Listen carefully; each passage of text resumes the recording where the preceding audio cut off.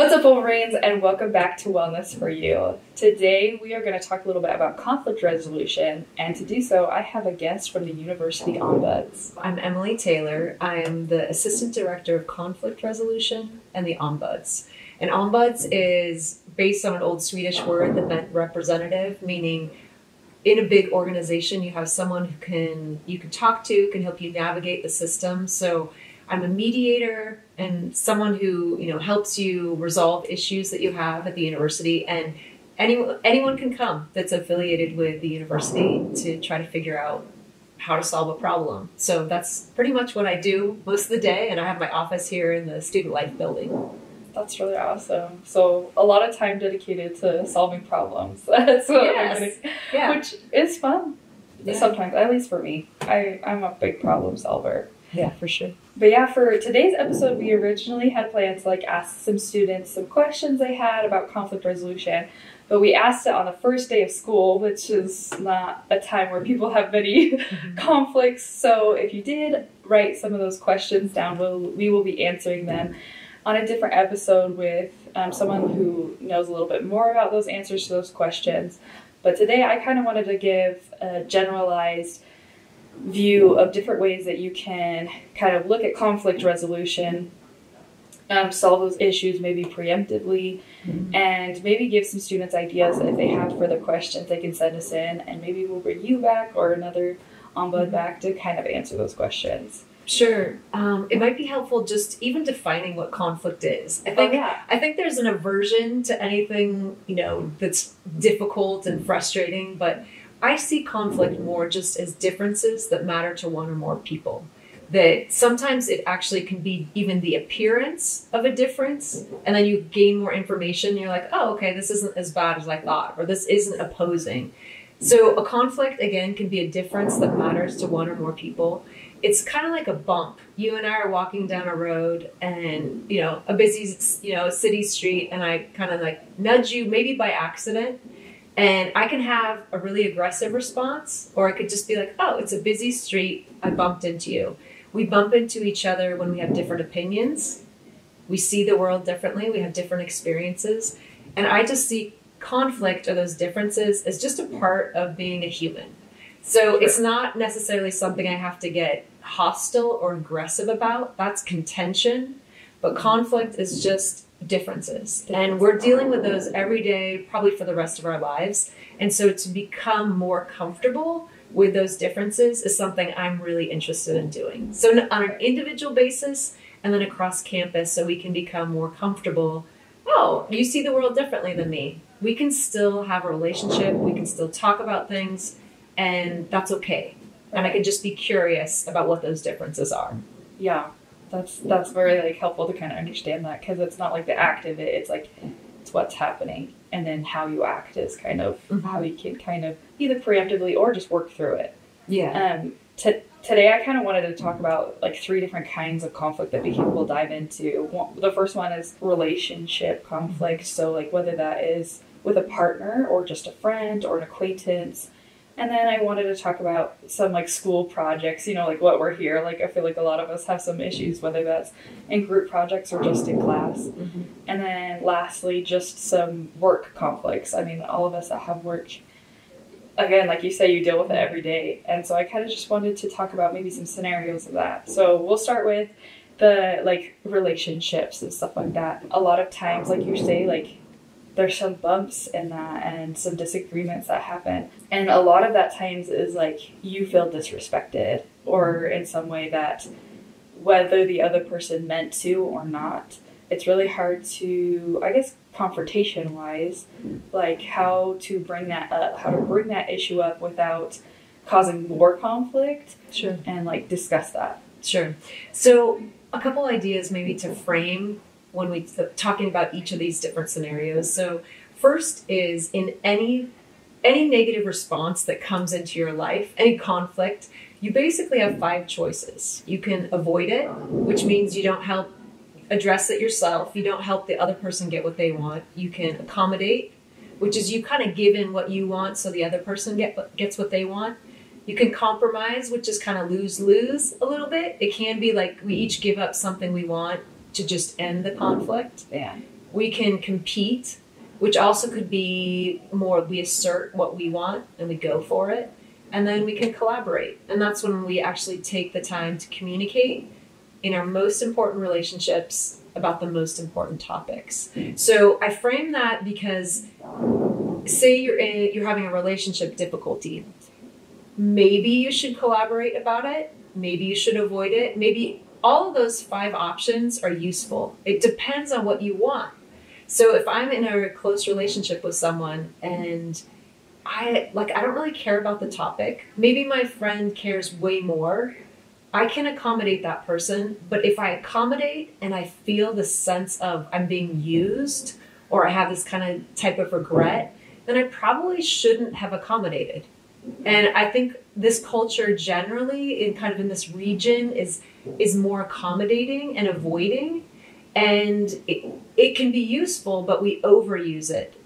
There are times when we just need to speak with clarity and kindness. Brene Brown, many of you are familiar with, she said, clarity is kindness. When I say simply, you know what, I'm not okay doing that. Or I'm super tired. I don't think I can go out tonight. Or let's talk about this. So when it actually comes down to the talking part, if it's a significant enough issue that you're not going to avoid it, you're not going to accommodate, and you don't actually want to compromise or compete, to collaborate, you do have to have a little bit of, skill. Something I've done in the past that's helped me is sometimes even just write it down. Write down the things that I want to say, and then try to refine it to a way that the other person could handle it. Which means, so principles from nonviolent communication, and forgive me, this is kind of a long-winded intro, but I think it's useful, is there's 4 steps to nonviolent communication, which is when you want to bring up something in your personal relationship that matters to you and you're wanting to see if the other person is willing to change so that you can have that thing that you want or need. So that means I make an observation. I noticed yesterday when I reached out to you, I didn't get a response. So say you texted a friend twice and you never heard anything. I was kind of frustrated because I wanted to see if we could go out last night because another friend was in town. I just needed to know what was going on. Would you be willing next time I text you 2 times in a row to at least just tell me if you're busy or not? I just used the 4 steps of making an observation about a behavior without judging the person. Then I expressed a personal feeling and a need, both of those things. And then I made a request. I just said, hey, do you mind next time I text you like that? Would you just text me back so I know if you're busy or not? It sounds really easy when I say it like that. But we bring up things that are hard because we want life to be better. We want our relationships to be better. And the other person doesn't even have an opportunity to make it better unless we can kind of calmly explain where we're coming from. So it's just something that we practice over time. And actually as the Ombuds and this, in my role with conflict resolution, I love teaching about those things. So I also provide workshops to faculty, students, and staff on how to do that. Because I think it's something on campus, we want to be connected. But some of us, we can feel afraid or we don't know how to do it. So one of my roles I really hope to is share those skills so it just becomes kind of normal to talk through our differences. Right. I agree with that. Once we are comfortable and we get over that fear of talking through differences, things get a lot easier and we make more connections with people. Yes. An example that kind of came to my mind is I had, a couple situations with roommates where if one thing, kind of gets conflicted, I feel sometimes avoiding that, letting it pass is okay. Cause sure. I mean, they don't do the dishes one time. We're okay, probably just you can let it go, right? It's one time. Yeah. Right. And that kind of avoidance and compromise is fine. But I have had, even myself as well as other roommates have let that happen and again and consistently avoid it, which seems fair because then you don't have to have the conflict and everything like that. But really you're kind of driving that wedge in between. And I've seen people who would have been great friends, that comes right in between them because they can't talk about it. And so it's just this festering anger yes. just builds up. They're oh my gosh, they don't do this, they don't do this, they don't do this.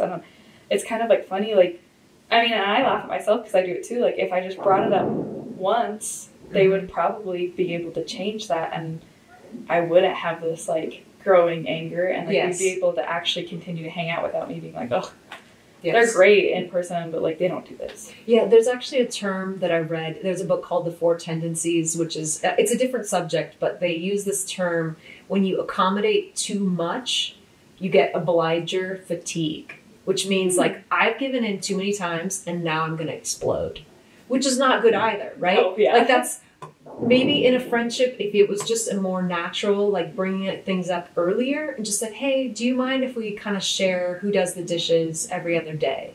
Or whatever that looks like, then you're preventing this larger explosion. Because I don't think anyone can, I don't know, I just don't think we could, it sounds funny, but we can't digest our resentment all of a sudden. Just be like, I can just take whatever garbage people handle to me. I need to have a way that's, like, sustainable, that over time I get what I need and you get what you need, and no one is taking on too much, because I think sometimes that's what happens. Yeah, I agree. And one other question on that, maybe you can give some advice on too, like, especially, like, with conflict, like what I was saying. Sure. If that problem is brought up and maybe, like, the change happens, like, for a week, and then it, like, goes back, and then you remind them, and that cycle, like, continues. That can get exhausting too. Sure. Is there, like, what do you suggest is, like, something that just someone is not making the change that you are hoping or needing them to make? Sure. As a mediator, one of my main jobs when people meet with me, again, not that everybody has a mediator when they're meeting, is to reality test whatever we decide. So say someone says, okay, we're going to, every other day, we're going to switch who does the dishes. But in that same conversation before, because there's always this tendency, you're like, okay, we're done. We don't have to talk about this anymore. Right. And hopefully it'll just go away. But before you end that conversation, you bring up the idea, okay, well, if this doesn't work, maybe because of your work schedule or new roommates move in who don't want to do it, what are we going to do the next time we have a conflict about this? So you actually plan for conflict. And we don't usually think that way. But as a mediator, I basically do that with clients. And you say, hey, say this doesn't work in reality. You test it out. What's the plan? Okay, we're going to visit it again. How much time do you think is realistic to try it out? And they'll be like, I think I could handle a couple weeks. Okay, after a couple weeks, what are you going to do? And so, again, it's not if you're going to have conflict. It's actually when. So it's always more useful to have in your mind this frame that, okay, like, this is normal. This is part of living in close proximity with another person, some of whom are my friends maybe, and some of whom are not. But we just have a pattern. We meet, like, once a week, even when we don't have conflicts, to just chat with everybody. Hey, anyone have any headache about, the apartment situation? And you just go around and say, what's your biggest headache? And people just, they go through, but then you offer, like, oh, okay, I could help you with that, or you need a ride here. But you have regular communication before the conflict comes, and assuming that it's going to come. And there's nothing wrong with you or your roommates because you have differences. I think we spend a lot of energy judging each other or judging ourselves. We can be really hard on ourselves too when we have a conflict. And it's kind of energy that could be used better. Just, okay, this is what the conflict is, and we have a way to communicate on a regular basis. Yeah, and I agree with that. It kind of, like, makes it a little bit more comfortable to be home too. Like you make that kind of safe space for yourself rather than, like, oh, I have to go home and see my roommate. Like that stress. You don't need the added stress. Yeah. Do you mind if I add one little thing in there? Of course. I do find it interesting. Again, this is more generational, but sometimes we communicate with a medium, like a way that's not as effective as others. Like, it can be really scary to talk to someone face to face if you haven't done that very often. But there are certain things on a text you should probably not say or do. Brief communications, coordinating things, but lengthy, like, emotional responses or, like, explaining yourself, that's probably not the best way to do it. So just think through, like, when you have a conflict, you can text, you could talk in person, you could wait until tomorrow and then maybe have lunch or go on a walk with someone, and you don't have to look at them directly, but you can be kind of walking somewhere, busy doing something else, but you're still able to talk about it without getting it really volatile about it. So just be creative in thinking through the different ways you can communicate rather than just going to the easiest, like, I'm going to text this person right away and I'm going to say stuff that I probably shouldn't say, especially on a text. Yeah. Yeah. And because it can be interpreted so differently. You have no voice. You don't have all those nonverbals to even interpret it. Exactly. Yeah. Yeah, I've definitely received like some like long texts and like taking them really wrong or like thinking that it was okay, but it was actually a bigger deal. Yeah, like context clues are everything. Yes. And I think like what you're talking about, like this preemptive, like perfectly ties into school, like group projects. Yes. For me, like as I'm in my senior year, almost every single one of my classes is a group project. Like I constantly work with groups, and like we're trying to like, and I have some like great groups. Honestly, I've been really blessed, but there are, you know, some situations where same thing like I talked about where one person in the group like isn't doing their part. They're not like holding their weight, or like you give them a chance to like do something and they're just not putting anything towards it.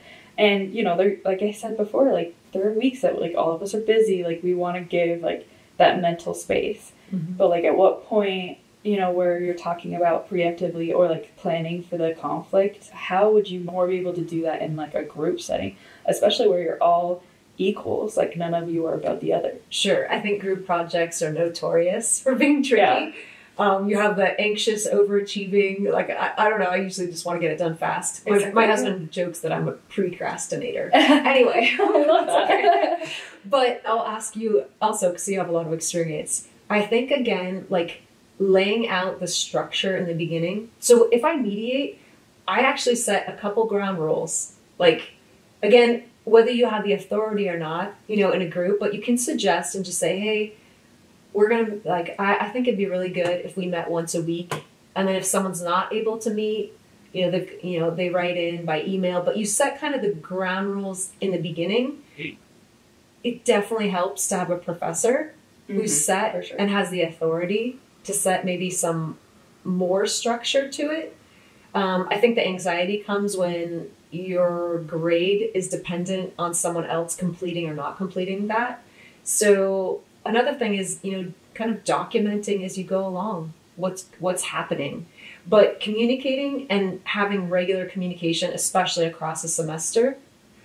And if there are major issues, not waiting to the very end when it's so bad that it's really hard to repair it. So again, say you're in a classroom setting, you always can go to the actual group, you know, and bring it up and try to brainstorm and plan for the future conflict. But then you obviously have the resource of a professor also to talk through it. And then if, in terms of coaching with communication, that's something as an ombuds, I actually do have people come to me and talk to me about, you know, there's lots of academic issues that come up. And if there's something kind of working that way and you want to know how to say it, not just text it or resent in silence, that's something we can work on too, just communicating effectively and clearly. So there's no like perfect answer, but I actually wanted to ask you, because you have all that experience, what's been helpful to you? I think kind of some of the things you said, like I've definitely made like some like schedules and like that we're meeting and like checking in. And I've had experience being like under like supervisor as well as maybe being project manager. I really enjoy like check-ins, not just academically, like, hey, are we getting this stuff done? Are we getting this? Like, who needs help like this week? Like, because then, especially when you have so many people, you kind of have to shift that responsibility a little bit because one person's going to have a pretty free week. I'm not saying that any of us are really free because we have school, but freer. Maybe in comparison. Like, have a couple extra hours that they need to get in or something like that. And somebody else has 2 papers that are randomly assigned together this week. They don't have any time to really choose to do anything else. So like you kind of have to do that check-in. And that's something we do here at the UV review, which I really enjoy. Like, who needs help? Like, can somebody like take over this assignment really quick for this week? and you kind of shift that responsibility. And that really helps to, one, ease the anxiety, because like it's really easy, especially like in these projects, to get overwhelmed and burnt out. Like, sure. Like I'm so overwhelmed this weekend, and then I don't even want to touch this project, like for like ever. Yeah. Or you get like ashamed, like, oh, I didn't do that. They all hate me. I don't want to talk to them. Like, and so like you just like kind of revert. And like I've seen that in like so many different things. So, like making sure like you're checking in mentally is probably maybe the word that I'm looking for. Making sure everybody is still committed. That's something that's worked for me to avoid like some conflicts coming up, especially like deadlines. And then, you know, always having the open opportunity for people to share their ideas, as well as if they have like any issues with like the ideas that have come up and stuff like that. Because I feel like everybody in the group needs to have a voice. So sure. I like what you said too, that I think it's really easy to think that we can compartmentalize our lives so much.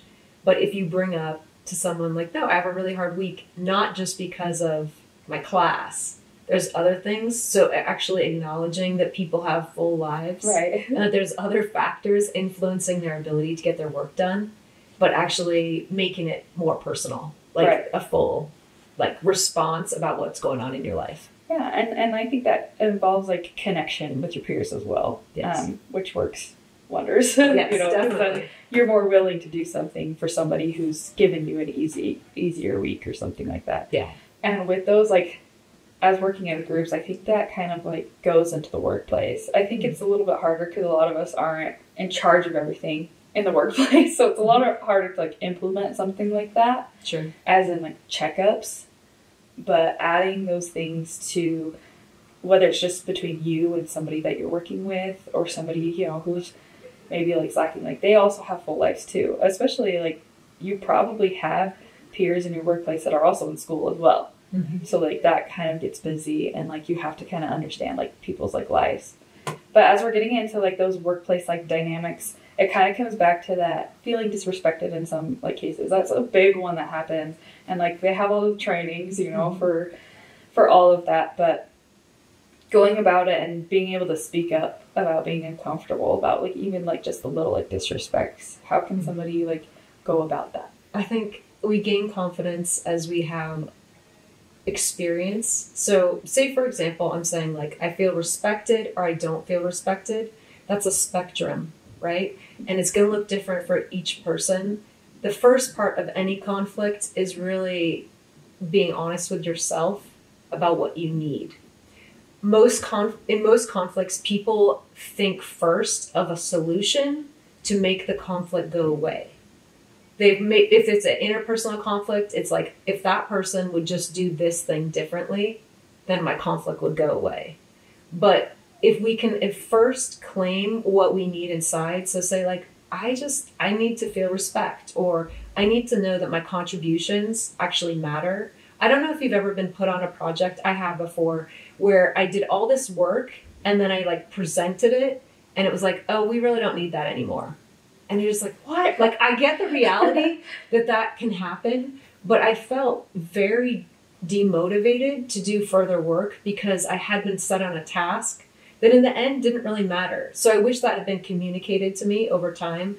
So there's something about first doing the internal work to say what it is. Sometimes it takes a little work to be like, okay, like I'm not feeling useful right now. I'm not feeling like what I do actually matters to the whole organization or to my boss or whoever. And then finding the language with those 4 steps. Like I noticed last time I was put on this project, the stuff that I worked on was actually not used. I'm kind of frustrated because I spent a lot of time on it and I just need to know the things that I work on actually matter to this group or this department. Would you be willing next time to communicate, say this is with a supervisor or a coworker, would you be willing to communicate with me earlier that the project has been squashed or we're not going to do it anymore, so that I don't feel like I just kind of wasted my time? Right. That sounds really different than like what we often say, at least internally, is my boss totally asked me to do this stuff that didn't matter at all. And I just wasted my time and I feel like they don't care about me at all. That's sometimes our internal dialogue. but that's not constructing a different, better reality. We deal with conflict because the status quo is not good. Mm-hmm. We want something better. So we have to have the language kind of improvement, and improvement begins with a need. It begins with also an expression of why that need is important. And then we ask for something specific and concrete the other person can do. We don't ask for something like, I just need to be understood, or I need you to acknowledge, what I do. You could say, hey, this sounds strange, and I'm being kind of open, but I remember interviewing for a different job, and I just told the potential supervisor, I just said, I'm a pretty independent person, but I go a long ways on really sincere praise. I just need a little bit of acknowledgement that I'm going in the right direction, and I will work really hard for you. And that was actually made me kind of vulnerable to say that. But what was interesting in that job that I did eventually get, my boss, in a sincere way, would say on occasion with an email or even verbally, wow, when you did such and such, this was really important to our office. I appreciate that you have done X, Y, and Z. And it was really specific. And I had to laugh because I'm just wired to have a little bit of words of confirmation. Right. And it did allow me to really flourish. So I think I had to lay claim that was a need of mine. It may not be somebody else's need, but it was mine. And I had to ask for it in a way that the other person was like, oh, you just need to be complimented? I mean, maybe he was just thinking, that's a little weird. Right. But he did it. Yeah. And I had, the result was my needs were met and I kept being motivated. So I think sometimes in the workplace, we just think if someone asks me to do stuff, I just have to say yes. But we may get obliger fatigue, meaning I'm going to explode if you ask me to do one more thing and I'm not acknowledged for what I really need inside. Mm-hmm. So to instead of pretending like you're somebody else when you're at work, to be a little more integrated and share sometimes the things that are hard for you so the person can actually understand where you're coming from. And then they can try to accommodate to meet your needs. So anyway, that's kind of been my experience, but I do think the internal work is first. Mm-hmm. And I think the end product is being really positive and specific and concrete about the things that would improve our lives that are within the reach of the other person to actually do. There's something they could ease. I call them yesable questions. The person can and likely will say yes because it's not too hard to do. That's awesome. And that's some really good advice, like kind of way to structure that. I really appreciate you coming on here and explaining all of this and sharing all this information. It's really helpful to kind of get in the headspace and, like you said, like that internal work first, and then you're able to kind of communicate and just make every relationship you kind of have just that much better every time that you create new groups or create new friends and connections and new jobs, as a lot of us will get after we graduate, and so on and so forth. If you will tell us like how people can come receive help from you or from the Ombuds, anything like that. Sure. So my office is not too far from the review. I'm at in Student Life in 212B. So I usually am in my office. I mean, I do move around a little bit, but I take walk-ins. You can schedule an appointment with my assistant, Sean Nielsen, and you can call, email. I do virtual meetings in person, and it's all confidential. So in Ombuds role, I'm a confidential conflict resource. That means I don't keep any permanent records. I am a mandatory reporter, so if there's some intent to harm self or others, that's different. But everything else is off the record. So you can ask what you think are silly questions, but they are things that have been plaguing you and you want to get an answer to. Right. My job is to help you resolve that and to bring you to the right resources within the university. So you're not suffering in silence. You're actually getting the care you need, and you're just progressing. So you can be a student. So you can, focus on your friendships and the things that really matter to you, and not feeling like cornered by a conflict, but taking it as an opportunity to figure out what you really want and what you really need. And I'm happy to listen and just be with you in figuring that out. Awesome. And just for clarification, sure. Are any of these, like, as far as like price points, like, is it all free or for a full-time anything like that? Everything is free. So I'm hired by the university. Anyone on campus, if it's university related or personal, I'm a first stop to triage you and get you to the right place. It may just be we're having a conversation and that you just need to be listened to start. But whatever it is, I try to help you navigate to the next, to getting an answer. That's awesome. Yeah. And us as university students love free things. Yes. So I will definitely be making some appointments, probably throughout the semester. And I really encourage you guys to as well, because this is an awesome free resource that we have right here on campus.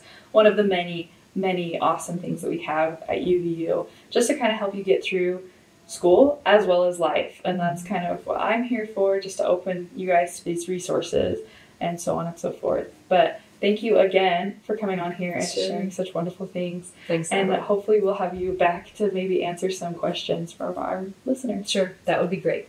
Okay, and we will see you next week, Wolverines. Have a good one.